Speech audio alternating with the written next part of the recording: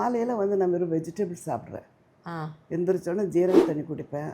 ஆ அதுக்கப்புறம் வந்து எல்லா வெஜிடபிள்ஸ் கட் பண்ணி ஆவியில் வச்சு அதுதான் எனக்கு பிரேக்ஃபாஸ்ட்டே. முத்துராம் கூட ஆட் பண்ணியிருக்கேன் நான். ம் ஐயையோ என்ன தொட்டு ஆட் பண்ணுறதா இருந்தால் கூட என்னங்க டேரக்டர் உங்களை தொட்டு இப்படி கூட்டு வர சொல்கிறாங்க, தொடலாமான்னு கேட்டு தொடுவார். ரொம்ப பிடிச்ச டிஃபன் எதுன்னா பொரி. பொரி. ஆ அதை எப்படி வெறும் பொரி சாப்பிடுவீங்களா? இல்லை இது மசால் பொரி வச்சுருக்கேன் நான். அது பசிக்கிற மாதிரி இருந்தால் 2 வாயில் எடுத்து போட்டுக்கிறது. கேர் விஜயா ஓரளவுக்கு ஃப்ரெண்டாக இருக்கும். அவ்வளோ பேச மாட்டாங்களா அவங்க? யார்?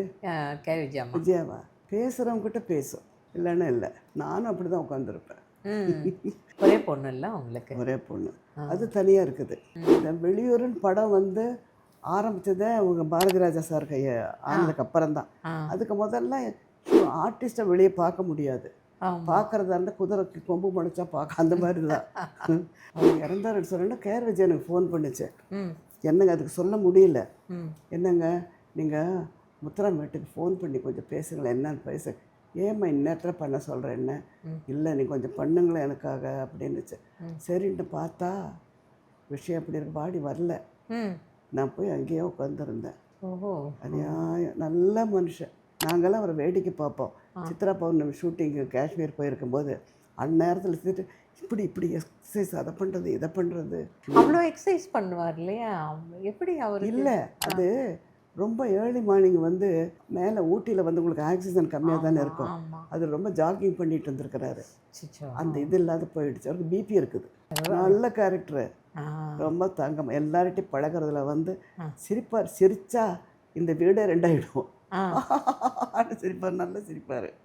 அவரோட ஒரு படம் நான் ஆட் பண்ண, வணக்கம் வாத்தியாருன்னு ஒரு படம். அதில் எனக்கு ஃபயர் ஆக்சிடெண்ட் ஆகி 3 மாதம் ஹெல்த் சென்டரில், விஜயா ஹெல்த் சென்டரில் இருந்தேன்.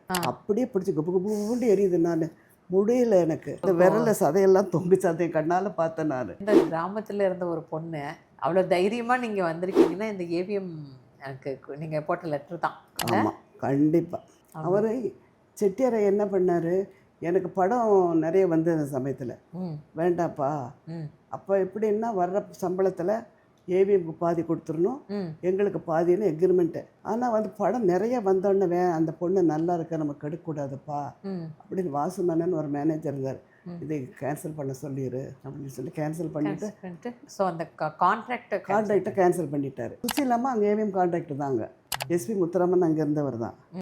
ஏவிஎம்னா அது ஒரு கோயில். அதுபோல் அப்போது உங்களுக்கு நட்பாக இருந்த வேறு யார் இருந்தா அது மாதிரி கொஞ்சம் நட்பாக? கேர் விஜய் ஓரளவுக்கு ஃப்ரெண்டாக இருக்கும். ஃப்ரெண்டாக இருப்பீங்க. ஏன்னா இப்போ டி நகரில் இருக்கும்போது எங்கள் வீடும் அவங்க வீடு வந்து நடந்து வர டிஸ்டன்ஸு தான். நான் கோபாலகிருஷ்ணா ரோடு, அவங்க ராமன் ஸ்ட்ரீட்டு.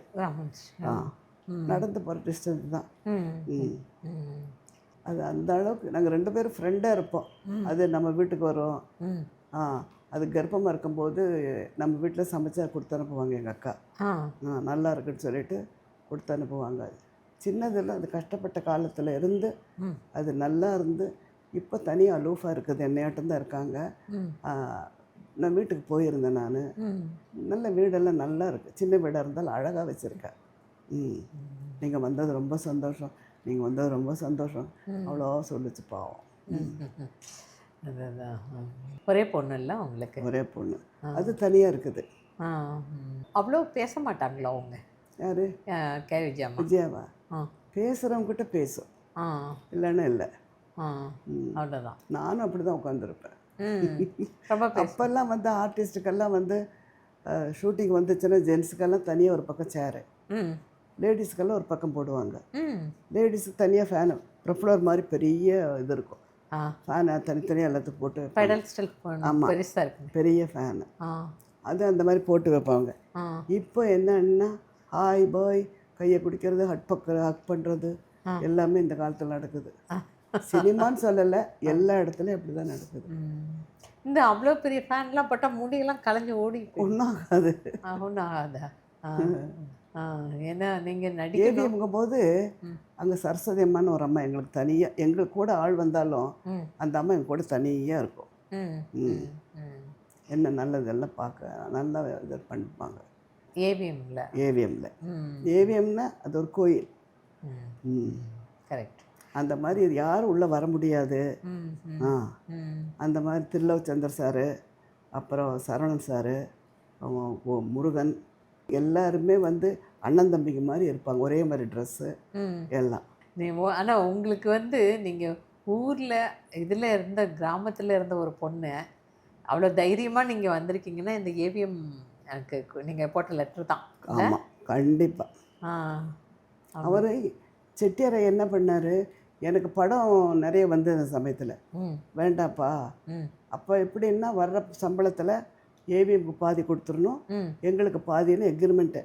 ம் ஆனால் வந்து படம் நிறைய வந்தோடனே அந்த பொண்ணு நல்லா இருக்க நம்ம கெடுக்கக்கூடாதுப்பா ம் அப்படின்னு வாசுமன்னன் ஒரு மேனேஜர் இருந்தார். ம். இதை கேன்சல் பண்ண சொல்லிடு ம் அப்படின்னு சொல்லி கேன்சல் பண்ணிவிட்டு பண்ணிட்டு தனியாக நிறைய படம் வந்தது எனக்கு. நீங்கள் அதனால் உங்களை தனியாகவே அவங்க நடிக்க நடிக்க விட்டாங்க. ஸோ அந்த கான்ட்ராக்டை கான்ட்ராக்டை கேன்சல் பண்ணிட்டாரு. ஓ ம் முன்னாடியில் கான்ட்ராக்ட் தான் ஆமாம், சுசீலாமா அங்கே ஏவிஎம் கான்ட்ராக்டர் தாங்க. ஆ பி சுசீலா ஆமாம் அவங்களும் ஏவிஎம் கான்ட்ராக்டர் தானா ஆமாம் சொன்னாங்க. பாடகி பாடகை. ஆமாம், அப்படியா? எல்லாரும் அப்படி வச்சுக்குவாங்க அங்கே. அவங்க உங்களோட ஆஸ்தான ஆமாம், நடிகைகள் பாடகர்கள் பாடகர் எல்லாம். அப்படி வச்சுப்பாங்க போல. எஸ்பி முத்துராமன் அங்கே இருந்தவர் தான். ஆமாம். இப்போ ஷூட்டிங் நீங்கள் போயிருப்பீங்க சமீப காலமாக, அதுவும் உங்களுக்கு தெரியும். ஸோ அதை இல்லைங்க, ரொம்ப டிஃப்ரெண்ட்டுங்க. அந்த காலம் வேற, இந்த காலம் வேற. அதுதான் அவங்க எங்களுக்கு அந்த காலம் எல்லாருமே தெரியாது. வந்து ஆர்டிஸ்ட் எல்லாம் வந்து பழகுற விதங்கள் தப்பான எண்ணங்கள்லாம் சொல்லலை நான். ம் அவங்க சாதாரண பழகுனா கூட அந்த காலத்தில் நாங்கள் பழகுறது இப்போது ஐயோ ஏன் இப்படி பண்ணுறாங்கங்கிற மாதிரி இருக்கும். ஆ ஆ அப்போ வந்து செகண்ட் கூட பண்ணிக்க மாட்டாங்க. அந்த வணக்கம் தான் சரி. ஷேக் ஹேண்ட் கூட கிடையாது. கிடையாது. இப்போ யாராவது வந்தாங்கன்னா எந்திரிச்சு வணக்கங்க. வணக்கம். இல்லை இது போல் தங்குற இடம், இப்போ ஷூட்டிங் வெளியூர் ஷூட்டிங் எல்லாம் போனீங்கன்னா எங்கே தங்குவீங்க? தங்கின எல்லாம் ஹோட்டல் தான். ஆ. வெளியூர் இல்லை, கிராமங்கள் இந்த மாதிரி இதில் எல்லாம் ஐயோ கிராமங்கள்லாம் போனால் ரொம்ப கஷ்டம்தான். அதான் எப்படி என்ன மாதிரி இருக்கும் அவங்க உங்களுக்கு? சின்ன சின்ன வீடுங்கள்லாம் ஏற்பாடு பண்ணியிருப்பாங்க அப்போல்லாம். ஆ ஆ தெரிஞ்சவங்க வீடெல்லாம் வந்து ஆ. நம்ம ஆர்டிஸ்ட்லாம் ஐயோ வரட்டுங்கிற மாதிரி ஒரு எண்ணம் எல்லாம் இருக்கும்ல. ஆமாம். அந்த வந்து சவாலே சமாளி கூட தஞ்சாவூரில் அங்கே ஒருத்தர் அவங்க சொந்தக்கார வீடு தான் இருந்தது, படம் ப்ரொடியூசர் வீட்டில். ஆ ஆ ஓ அங்கே தான் தங்கியிருந்தீங்க. ம் ஸோ அங்கே என்ன வசதி இருக்கோ அதான். அவ்வளோதான். ஆ மணலில் ஓட சொல்லுவாங்க, லவ் சாங் பாட சொல்லி லைட்டை பார்க்க சொல்லுவாங்க. எப்படி ரொம்ப கஷ்டம்தான். வெளியூர்னா ரொம்ப கஷ்டம்தான். ம் ம் இந்த வெளியூருன்னு படம் வந்து ஆரம்பித்ததே அவங்க பாரதி ராஜா சார் ஆனதுக்கு அப்புறம் தான். ஆ அதுக்கு முதல்ல ஆர்டிஸ்ட்டை வெளியே பார்க்க முடியாது. ஆமாம் பார்க்குறதா இருந்தால் குதிரைக்கு கொம்பு முளைச்சா பார்க்க அந்த மாதிரி தான். கரெக்ட். இப்போ வந்து யாரை வேணாலும் எங்கே வெளியே பார்க்கலாம், ஹாய் ஹோய் ம் ஹலோ அப்படி தான் போயிட்டு இருக்குது. ம் ஆனால் அது நமக்கு கொஞ்சம் ஐயூரமாக இருக்குது தெரியுது. ஆனால் உலகம் இப்போ அப்படி இருக்குது. மாறி இருக்கு. ஆமாம் ஆமாம். அதான் உங்களுக்கு அங்கே சாப்பாடெல்லாம் நீங்கள் வீட்டில் இருந்து கொண்டு வந்துடுவீங்களா? இல்லை இல்லைங்க, ம். நான் அவுட்டோர் ஷூட்டிங்னா ஒன்றும் எடுத்துகிட்டு போக மாட்டேன். காலையில் 2 இட்லி எடுத்துகிட்டு போயிடுவேன். சேஃபர் சைடு அது கெடுதலே கிடையாது. ம் எல்லாம் அந்த சாப்பாடு இந்த நிறைய வரும். ஆ யூனிட்ல இருந்து அது இது நிறைய வரும். ஆ நான் சாப்பிட மாட்டேன். நான் ஆ ஓ அந்த 2 இட்லி கொண்டு போய் தான் ஓகே. வயிறு கெடாது இருக்கும், நல்லா இருக்கலாம். ஆ அதனால இல்லை இவர் சிவாஜி சார் வீட்டில் இருந்து நிறைய வரும் அப்படின்லாம் சொல்லுவாங்க. எம்ஜிஆர் சார் வீட்டில் இருந்து நிறைய வரும்னு சொல்லுவாங்க. அது போல் அவங்க வீடுகள்ல இருந்து வரும்போதெல்லாம் நீங்கள் சாப்பிடுவீங்களா கூட? ஆ ம் அது சாப்பிடும், நம்பிக்கையாக சாப்பிடலாம். சாப்பிடுவேன்னு எனக்கு சாப்பாடுங்க அவ்வளோ இன்ட்ரெஸ்ட் இல்லை. ஆ அது கொஞ்சம் கொஞ்சம் கொஞ்சம் அந்த பொதுவாகவே ஆ ம் ஓகே. அதனால ரொம்ப கம்மியாக கம்மி தான். நல்லா. ஆனால் நீங்கள் அதனால தான் உங்கள் உடம்பு எப்போவுமே ஏறாமல் அப்படியே மெயின்டைன் பண்ணிக்கிட்டீங்க. அப்படியெல்லாம் ஒன்றும் இல்லை. நீங்கள் இல்லை நீங்கள் வாக்கிங் நல்லா நிறைய போவீங்க. நல்ல சேண்ட் ஜாகெல்லாம் பண்ணணுங்க. இப்போ எங்கேயும் போகிறதில்ல. ஆ இல்லை முன்னாடி என்னெல்லாம் பண்ணீங்க நீங்கள் முன்னாடி? நான் சேண்ட் ஜாக போவேன், பீச்சுக்கு போய் ஆ போவீங்க. மெரினாக்கு போவேன். அந்த லைட் ஹவுஸ் இருக்குது பாருங்க, ஆமாம். அது வரைக்கும் ஜாகிங் பண்ணுவேன்.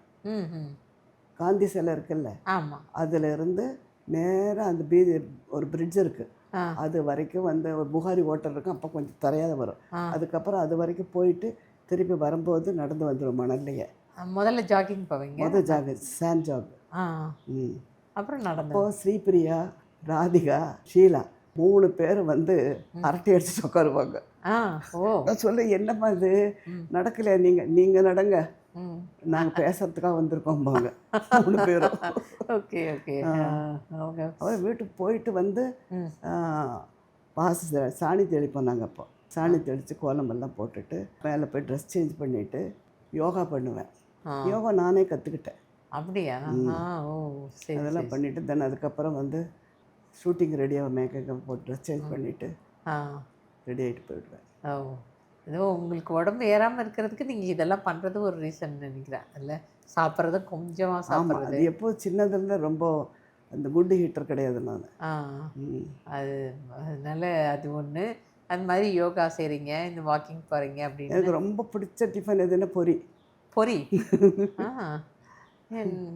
அதை எப்படி வெறும் பொரி இல்லை சாப்பிடுவீங்களா? இல்லை, இந்த மசால் பொரி வச்சுருக்கேன் நான். அது பசிக்கிற மாதிரி இருந்தால் 2 வாயில் எடுத்து போட்டுக்கிறது. ம் அதுதான் பிடிக்கும் இந்த எனக்கு. பூண்டில் ஆ இந்த காலையில் வந்து நான் வெறும் வெஜிடபிள்ஸ் சாப்பிட்றேன். ஆ எந்திரிச்சோடனே ஜீரக தண்ணி குடிப்பேன். ஆ அதுக்கப்புறம் வந்து எல்லா வெஜிடபிள்ஸ் கட் பண்ணி ஆவியில் வச்சு அதுதான் எனக்கு பிரேக்ஃபாஸ்ட்டே. ஓ என்னென்ன வெஜிடபிள்ஸ்? அது கேரட்டு, பீட்ரூட்டு, ஆ பூண்டு, வெங்காயம், ஆ அப்புறம் ஓ மற்ற இந்த மாதிரி காய்கறிகள்லாம் எல்லாமே ஆவியில் எல்லாம் ஆவியில் வச்சு ம். காலையில் அதை சாப்பிட்றது. மார்னிங். மதியானம்? மத்தியானம் வந்து இட்லியோ தோசையோ அந்த மாதிரி தான். ஆ ரைஸ் பிடிக்கிறது இல்லைங்க எனக்கு. ஓ அது சின்னதுலேருந்து சாப்பிடாத இருந்ததா என்னன்னு தெரியல. ஆ ஆ பிரியாணி இருந்தால் கொஞ்சம் சாப்பிடுவேன். ம் ம் ம் சாயந்தரம் டீ சாப்பிடுவேன். ஆ ஆ டீக்கு 2 பிஸ்கட் வச்சுக்குவேன். ஆ நைட்டில் 7:30 8 மணிக்கெல்லாம் வந்து ஒரு இட்லியோ 2 இட்லியோ சாப்பிடலாம், ஒரு தோசை ம் சாப்பிட்டுக்குவேன்.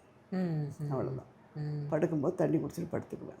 அவ்வளோதான் சாப்பாடு கம்மி இதுவாக சொல்கிறீங்க. கம்மியாக சொல்கிறது உயிர் வாழ்றதுக்கு அவ்வளோதானங்க வேணும். வேணும். எனக்கு சாப்பிட்ட பழக்கம் இல்லை தான். ம் ஒருத்தர் சாப்பாடுன்னா நல்லா சாப்பிடுவாங்க. ஆ அந்த மாதிரி எனக்கு சாப்பிட முடியல. ஆ ம் எப்போவுமே முடியும் சாப்பிட. கொஞ்சம் சின்னதுலேருந்தே இதை பழக்கம்தான். ஆ ம் ஒரு வரைக்கும் உங்கள் ஃபீல்டுக்கு உங்களுக்கு நல்லா அது நல்லது தான். ஏன்னா உங்கள் ஆமாம். ஃபீல்டுக்கு நிறைய சாப்பிட்றவங்களா இருந்தால் உடம்பு போட்டுடும். முத்துராம் கூட ஆட் பண்ணியிருக்கேன் நான். ம் ஐயையோ, என்ன தொட்டு ஆட் பண்ணுறதா இருந்தால் கூட என்னங்க டேரக்டர் உங்களை தொட்டு இப்படி கூட்டு வர சொல்கிறாங்க, தொல்லாமான்னு கேட்டு தொடுவார். அப்படியா? ஆமாம், ஆ அந்த மாதிரி ஒரு நல்ல மனுஷன் அவர். ஆ ஆ ஐயையோ, அவர் இறந்தாரான்னு எனக்கு இன்னும் சந்தேகமாக இருக்குது. ம் ம் ரொம்ப நல்ல மனுஷங்க. ம் ம் எங்கள் நாடக கம்பெனியில் ஆட் பண்ணிட்டு இருந்தவர் அவர். அப்படியா? ஆமாம், எஸ்எஸ்ஆர் நாடக கம்பெனியில் ஆ அவர் ஒரு கேரக்டர் ஆட் பண்ணிட்டு இருந்தார். எப்படியெல்லாம் ஒரு அதிர்ஷ்டம் வருது பாருங்கள். ஆ அதே மாதிரி துரதிர்ஷ்டம் வந்து அந்த மலைக்கு போய் ஊட்டியில் போய் ஜாகிங் நேரத்தில் உடம்பு பார்த்துக்கிட்டு இருப்பார். அப்படியா? ஐயோ, ஆ நாங்கள்லாம் அவரை வேடிக்கை பார்ப்போம். சித்ரா பௌர்ணமி ஷூட்டிங்கு காஷ்மீர் போயிருக்கும்போது அந்நேரத்தில் இருந்துட்டு இப்படி எக்ஸசைஸ் அதை பண்ணுறது இதை பண்ணுறது. எக்ஸசைஸ். ஆ அவர் இறந்தாருன்னு சொன்னோன்னா கேர் விஜய் எனக்கு ஃபோன் பண்ணுச்சு. ம் என்னங்க அதுக்கு சொல்ல முடியல. ம் என்னங்க நீங்கள் முத்துராம் வீட்டுக்கு ஃபோன் பண்ணி கொஞ்சம் பேசுங்களேன், என்னன்னு பேசு. ஏம்மா இந்நேரத்தில் பண்ண சொல்கிறேன் என்ன? இல்லை நீ கொஞ்சம் பண்ணுங்களேன் எனக்காக அப்படின்னுச்சு. சரின்ட்டு பார்த்தா விஷயம் எப்படி இருக்கு, பாடி வரல. ம் நான் போய் அங்கேயே உட்காந்துருந்தேன், எங்கே அங்கே?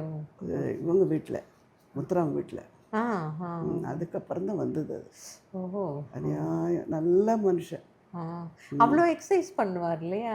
எப்படி அவருக்கு? இல்லை, அது ரொம்ப ஏர்லி மார்னிங் வந்து மேலே ஊட்டியில் வந்து உங்களுக்கு ஆக்சிஜன் கம்மியாக தானே இருக்கும். ஆமாம். அது ரொம்ப ஜாகிங் பண்ணிட்டு இருந்திருக்கிறாரு. சிச்சோ. அந்த இது இல்லாத போயிடுச்சு. அவருக்கு பிபி இருக்குது.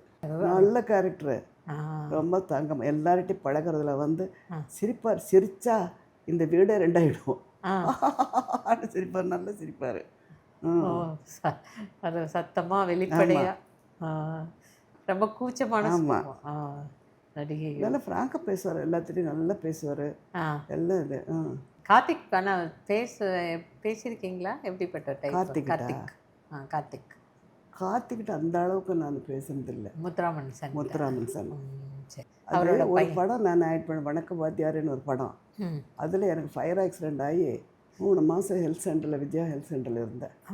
எதனால எப்படி என்ன ஃபயர் இது என்னை படுக்க வச்சுட்டு போயிடுவாங்க. ஆ என்ன இந்த வீட்டை பார்த்துக்க, அந்த வீட்டில் வேலை செய்கிறவன் நான், ஆ அதனால் நீ வீட்டை பார்த்துக்கன்னு சொல்லிட்டு போயிடுவாங்க. ம் நான் படுத்துட்டு இருக்கும்போது என் மகனே திருட்டு சுபாவம் உள்ளவன் ம் அந்த வீட்டுக்குள்ளே நெருப்பு வைக்கிறார் அவர். ஓ அது என்ன ஆயிடுச்சுன்னா, என்னை படுக்க வச்சு சொல்யூஷன் போட்டிருக்காங்க சுற்றிலும். ஆ அது என் புடவை மேலே பட்டிருக்குது. ஆ. அப்படியே பிடிச்சி குப்பு குப்புண்டு எரியுது. நான் முடியல எனக்கு. அந்த அச்சச்சோ. பக்கத்தில் இருக்கிற ஒரு பெரிய டவலை தூக்கி புடவை இருந்து பழைய புடவை புது புடவை ஆ அதை தூக்கி சுற்றிட்டு நேராக வண்டி ஹெல்த் சென்டருக்கு போயிட்டு விஜயா ஹெல்த் சென்டருக்கு ஆஹா அங்கே 3 மாதம் ஹாஸ்பிட்டலில் இருந்தேன் நான். அப்பப்பா ஆ பரவாயில்ல இந்த உங்களுக்கு விரலில் சதையெல்லாம் தொங்குச்சு, அதை கண்ணால் பார்த்தேன் நான். அச்சோ ஆ ம். உங்களுக்கு மனசு தைரியம் ஜாஸ்தி நீங்கள் தைரியம் அது போல என்னங்க, அது என்ன தைரியம்னு எனக்கு சொல்ல தெரியல இது. ம் ம் ம். ஏன்னா நீங்களே அதை இது பண்ணிட்டு கிடுகிடுன்னு நீங்களே அதை உங்க காரில் ஏறி கிளம்பி ஆமா. போயிட்டீங்க அப்படின்னா காரில் ஏறிட்டு ஆ இப்போ நேரம் ஹெல்த் சென்டர் போக சொல்லிட்டேன். ஆ அங்கே போன டாக்டருங்க எல்லாம் வந்து என்னை நல்லா கவனிச்சாங்க. ஆ ம். சரி சரி சரி. அப்புறம் அந்த படம் அத்தோட உங்களுக்கு அந்த ஒரு சீன் தான் இல்லை, ஆமாம். ம்